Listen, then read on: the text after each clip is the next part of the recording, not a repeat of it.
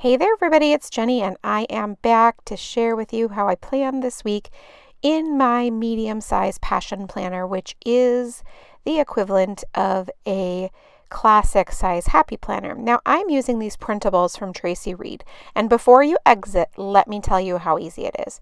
This is exactly how they come. I didn't edit them at all. You download them, the link comes in the email, you download them, you open them, and then you hit print. Now, the thing that I did differently was I print these at 75% instead of 100 because I like the scale of the little prints to be a little bit smaller. And I use this exact same thing in my memory planner, like this whole thing. You're going to see me in a moment punch it with my classic size happy planner punch.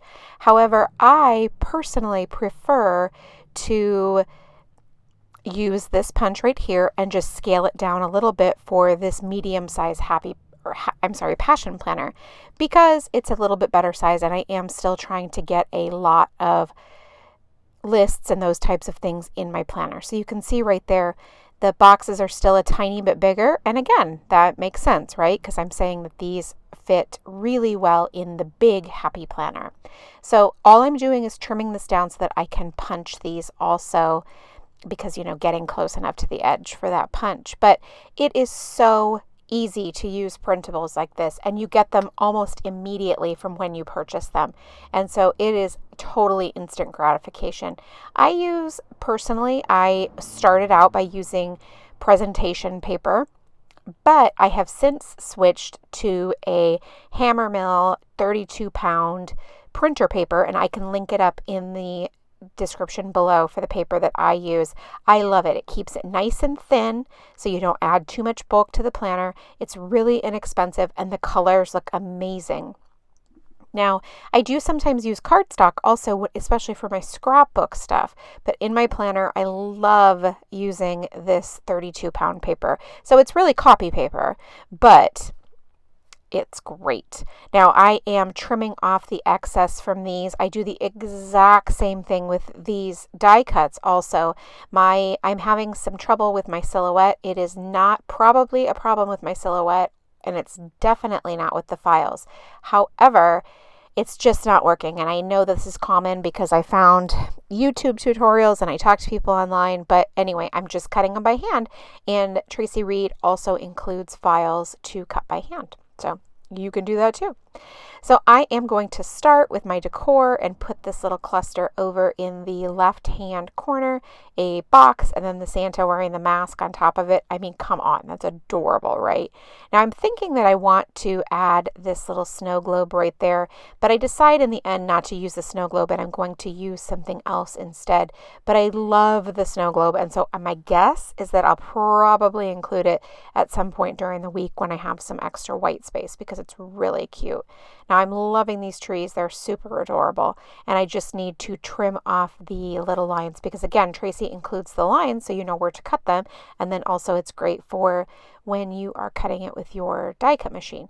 I just roughly cut these out when I first cut them, and so I needed to go back and do a little bit of fine tuning right there. So we will adhere these all down. I'm using my Tombow adhesive for these. These are just much smaller surface areas, and the ATG gun is wonderful, but this is just much easier to use since the scope of everything is a lot smaller. So I have my 3 corners right there. You see that, my houses, and then the presents, and then the Santa. And I'm going to cover up that line right there with my Simply Gilded washi. It's pink and I love it, and it goes with this collection, and it's beautiful. And then look at that, we've got it all ready to go. So now I can start adding my plans, and I'm just trimming out the boxes. Again, same thing, opened up the file and hit print. I didn't have to do anything else.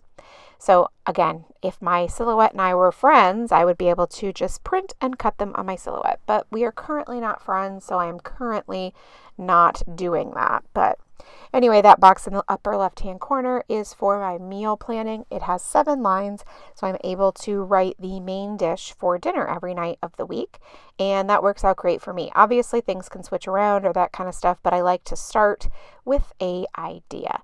I also like to add boxes throughout the week for our plans, and then also plan on using just a pen to paper. I like the way the variety is and not just only using boxes, although I'm not going to lie, when you use printables, it's so affordable to just print as many as you like that I guess you could just use all boxes if you wanted to, if that's maybe the concern. I actually really just like both, writing on the page with mild liners and then also adding the sticker boxes as well. So that's why I personally do both.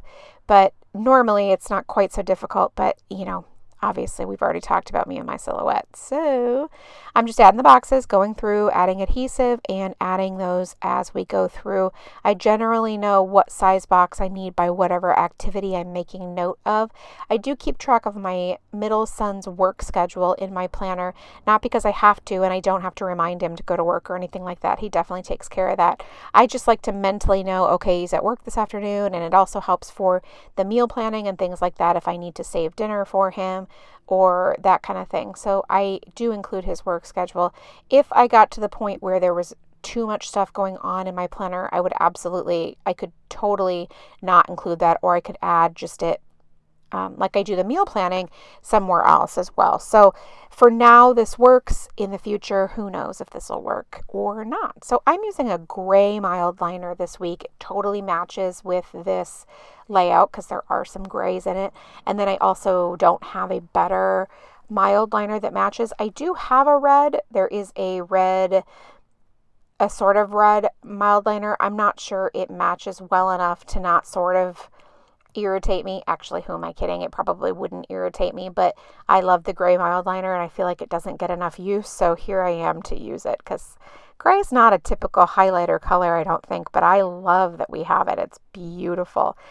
Anyway, so just adding those lines and then writing the things. As I've talked about in the past in other videos, I usually write the time, the person's initials, and then on the next line I write whatever, a doctor or practice or those types of things. That's usually how I write things in the box. If I need to, I will write where something is, those types of things. But typically, if it's in the standard place or if I already know where it's at, I don't need to add any more information. And this works for me. Obviously, everybody has to do what works for them, but this is a good system and I've been using it for many years. Now, in that lower left-hand section, I do a to-do list, like a running to-dos, and I also do a to-buy list. Now, this is an undated planner, so I do need to add the month up at the top, and then I use these teeny tiny dots to write the dates in at the top. Obviously, I could just use a pen, but the dates are really adorable, and they fit perfectly in that box, so I do that.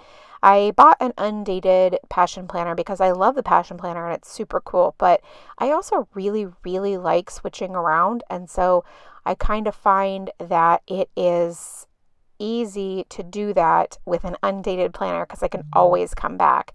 And I don't mind dating the planner, so that works out all right too. I am just going to add a bunch of icon stickers now to our activities, and then that will be it for the week.